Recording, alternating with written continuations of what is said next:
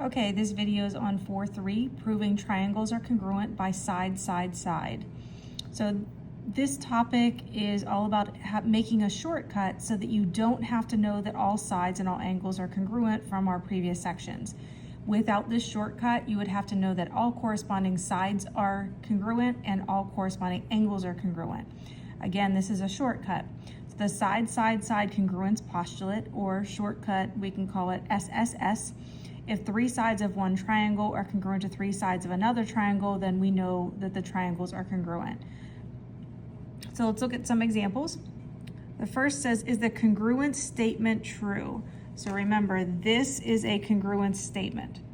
So we have to look, first of all, to see if the triangles are congruent, and second of all, if that statement is written properly. So looking at our picture, it is marked that this and this, ST and TQ, are congruent with the markings, and SR and QR are congruent again with the markings. And then we know that TR is congruent to itself because of our reflexive property.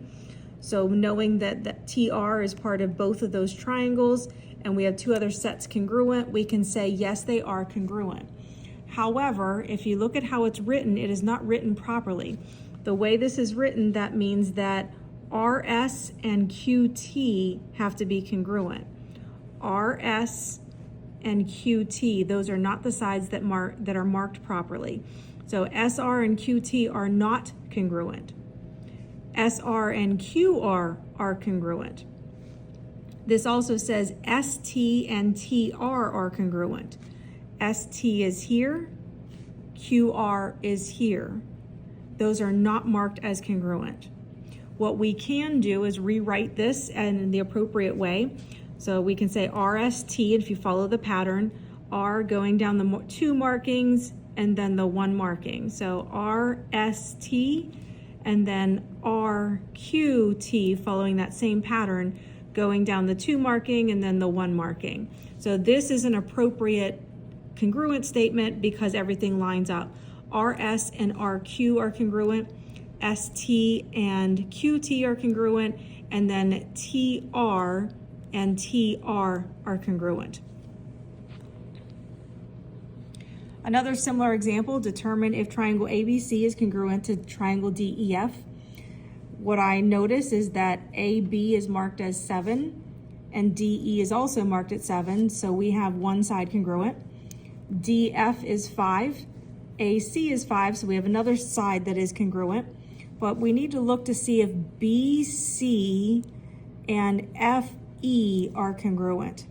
Well, the overlap is this FC. This little section here is the overlap that's part of both of the triangles.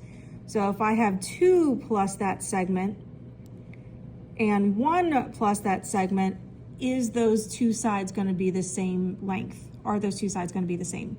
They are not. Because if we say FC is X, 2 plus X and 1 plus X are not going to be the same. So no, they are not congruent because BC from here to here is not the same length as FE. So even though we don't specifically have that information of how long FC is, we can still say for sure that BC and FE are not congruent. And we have one proof to look at. We're given that AB and BC are congruent, so if you mark up your diagram. It also tells me that D is the midpoint of AC. Like we've talked about before, as soon as I know there's a midpoint, that means I have two congruent segments. So the first thing in my mind, as soon as I know that D is a midpoint, I know that AD and CD are going to be the same length. So again, thinking about that next step. So we have two given statements. We have AB is congruent to CB, and I have that marked in my diagram. And D is the midpoint of AC, that's also given. Again, it's the exact same statement. Well, like I said a minute ago, definition of midpoint, as soon as I know it's a midpoint, the definition allows me to say that this midpoint created two equal segments. AD and DC are congruent. So that's my statement here.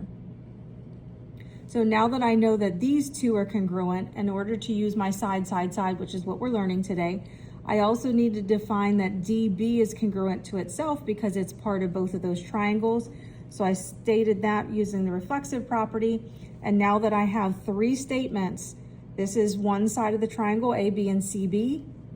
AD and CD and BD and BD are congruent. We have 3 sides of the triangle congruent.